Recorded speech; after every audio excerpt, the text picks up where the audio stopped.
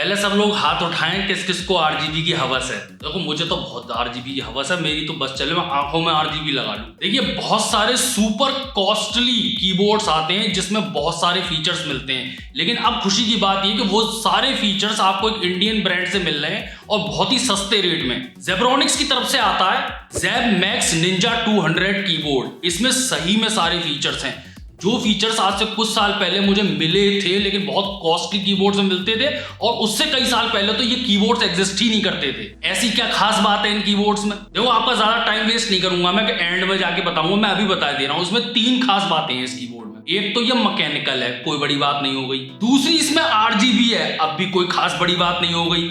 लेकिन ये मैकेनिकल और आरजीबी होके वायरलेस भी है, यानी कि इसके अंदर बिल्ट इन बैटरी है कीबोर्ड के अंदर और आपकी आरजीबी उस बैटरी से चलती हैं। आप समझने की कोशिश करो हम जैसे लोगों की मुसीबत। हमें आरजीबी चाहिए कीबोर्ड में, मैकेनिकल कीबोर्ड में, लेकिन हम उसे वायरलेस चाहते हैं, हम वायर नहीं चाहते।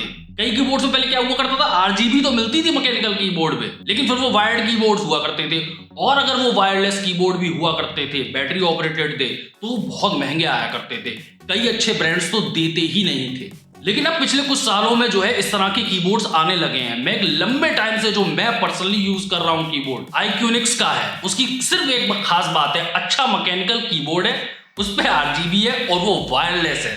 अब मैंने कहा चलो मैं तो कर सकता हूं, आपको भी बता सकता हूं, लेकिन कुछ ऐसा हो जो सस्ते में थोड़ा सा मिल जाए, इजीली अवेलेबल हो, जिसके सर्विस सेंटर्स वगैरह भी हो, वो इंडियन ब्रांड हो, कॉमनली नोन। तो अब आपके पास है जेब्रॉनिक्स की तरफ से आने वाला ज़ेब मैक्स निंजा 200। इसमें आपको मैकेनिकल ऑटोमो रेड स्विचेस मिलते हैं। जो कीज है वो हॉट स्वैपेबल है, यानी कि आप कीज को, पूरी कीज को ही निकाल सकते हो।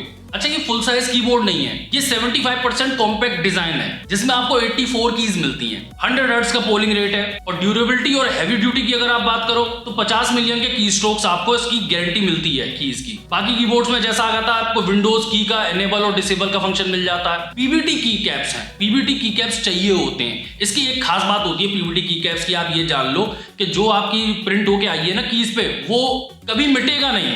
मतलब कई और तरह की कीज आती हैं उसमें से ABCD आपका मिट जाता है, इस पे से नहीं मिटेगा पीवीटी। मैं कई यूज कर चुका हूं और अभी तक चल रहे हैं, मतलब फेड भी नहीं हुए हैं। सबसे अच्छी बात कनेक्टिविटी की, वायरलेस की जब आप बात करते हो तो आपको कई तरह के मोड मिलते हैं। कई कीबोर्ड्स आते हैं उसमें सिर्फ आपको एक ही मोड मिलता है कि उसका एक डोंगल आया है, उसे आप कनेक्ट कर लो तो वो वायरलेसली आपका कनेक्ट हो गया। लेकिन इस जैसे कई कीबोर्ड्स होते हैं जिसमें आपको ब्लूटूथ का भी सपोर्ट मिलता है, तो आप इसे सिर्फ कंप्यूटर लैपटॉप से तो ब्लूटूथ के थ्रू भी कनेक्ट कर सकते हो और डोंगल के थ्रू भी वायरलेसली कनेक्ट कर सकते हो। लेकिन आप अपने टैबलेट या फिर मोबाइल में भी कनेक्ट कर सकते हो वाया ब्लूटूथ, और वायर्ड फंक्शन भी होते हैं। कई लोग ये भूल जाते हैं कि जब हम कहते हैं कि वायरलेस कीबोर्ड है, तो आप ये याद रखो वायरलेस कीबोर्ड आप वायर्ड भी यूज कर सकते हो। इसके साथ आपको वायर मिलता है, आप चाहो तो वायर लगाओ, और आपको भूल जाना है कि कभी आपकी बैटरी खत्म होगी। आप आरजीबी पूरी फुल ब्राइटनेस पे यूज करते हो तो बिल्कुल भूल जाओ। आप वायर्ड यूज करना चाहते हो तो वायर्ड की तरह यूज कर लो। 3 आपको ब्लूटूथ कनेक्शन मिलते हैं, एक आपको अपना वायरलेस कनेक्शन मिल जाता है डोंगल के थ्रू 2.4 गीगाहर्ट्ज वाला, यानी कि टोटल 4 तरीके हो गए आप वायरलेसली कनेक्ट कर सकते हो।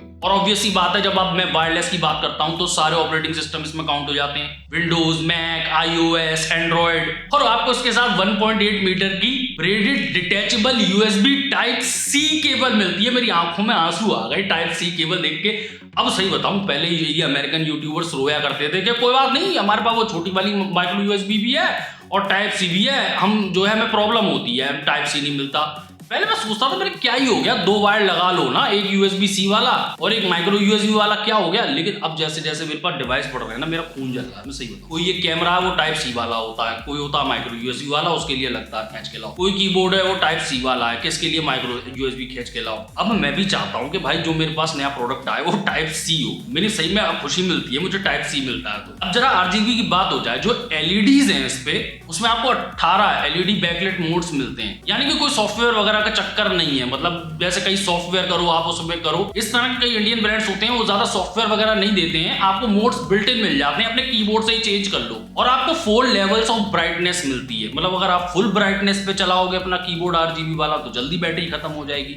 अगर आप बिल्कुल लो लेवल वाले पे चलाओगे तो ऑब्वियसली बात है कि आपकी बैटरी जो लंबी चलेगी। और 5वां मोड तो आप समझ ही जाओ, जब ब्राइटनेस की बात हो रही है कि एक मोड आपको मिलेगा पूरी तरह से ऑफ हो जाएगी RGB, और तब आप अगर वायरलेसली यूज करते हो कीबोर्ड तो बहुत लंबा चलने वाला है। इसमें जो आपको बैटरी मिल रही है वो रिचार्जेबल है, जैसे डिस्चार्ज हो आप USB केबल कनेक्ट करो तो वो चार्ज हो जाएगा, और तब जब आप वो चार्ज भी हो रहा है तो भी आप उसे वायर्ड यूज कर सकते हो। बैटरी लेवल इंडिकेटर भी आपको देखने को मिल जाता है। इसके साथ आपको कई और चीजें भी मिलती हैं, जैसे कि स्विच रिमूवल टूल। आप पूरे स्विच निकाल सकते हो, यानी कि सिर्फ की कैप्स नहीं निकाल सकते हो। की कैप्स तो बहुत सारे मैकेनिकल कीबोर्ड्स में निकल जाते हैं, आप पूरा स्विच निकाल सकते हो, दूसरे स्विच लगा सकते हो, आपकी मर्जी है तो। और की रिमूवल टूल भी आपको मिलता है कि की कैप्स भी आप पूरे निकाल लो। एक आपको स्पेयर जी की भी मिल जाती है। ओवरऑल मुझे ये कीबोर्ड बहुत अच्छा लगा। देखो, मैकेनिकल कीबोर्ड है, ऑटोमो रेड स्विचेस लगे हुए हैं, यही मेरे लिए बहुत है। फिर अगर कोई कह देता है कि RGB भी है तो बहुत मजा आता है। साथ में इसकी एक आपको खास बात बताऊं जो मुझे लगी। एक आज तक मैं आइडिया सोचता रहा था कि मैंने कहा चलो, लोग ब्रांड्स जो है कीबोर्ड्स बनाते हैं, अच्छी कीज लगती हैं, ये लोग बॉडी पे क्यों नहीं RGB लगाते। इस कीबोर्ड में इसकी बॉडी भी ग्लो करती है, जो कि मुझे बहुत ही अच्छा लगा। पहले जब मैंने बॉक्स में से खोला ना, तो मुझे लगा ये कैसी गंदी सी प्लास्टिक है, और ये ट्रांसलूसेंट सी प्लास्टिक अजीब सी लग रही थी मेरे को। लेकिन फिर जब मैंने इसे कनेक्ट किया और इसमें RGB जली और इसकी बॉडी पे भी RGB जली, तब मेरे समझ में आया कि क्यों ये ट्रांसलूसेंट व्हाइट प्लास्टिक दी हुई है इसकी मेन बॉडी पे। और मैं सही बता रहा हूं, मैं बहुत खुश हुआ। कीबोर्ड जो है वो सिर्फ ऊपर से ही क्यों RGB दिखे, साइड से भी तो उसके RGB दिखनी चाहिए। ये बिल्कुल न्यूली लॉन्च्ड कीबोर्ड है, अभी 5 अप्रैल को लॉन्च हुआ है, इसकी सेलिब्रेट करी गई थी लॉन्च। आप जरूर इसे एक बार चेक कीजिएगा।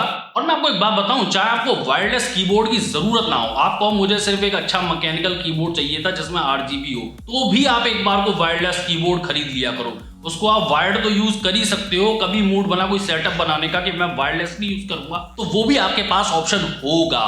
Zen Max Ninja 200 का जो लिंक है वो डिस्क्रिप्शन में दे रहा हूं, एक बार चेक जरूर कीजिएगा। वीडियो अच्छा लगा तो लाइक करें, चैनल पे पहली बार सब्सक्राइब करें। मैं YG आप देख रहे हैं, चैनल तब तक गुड बाय, टाटा।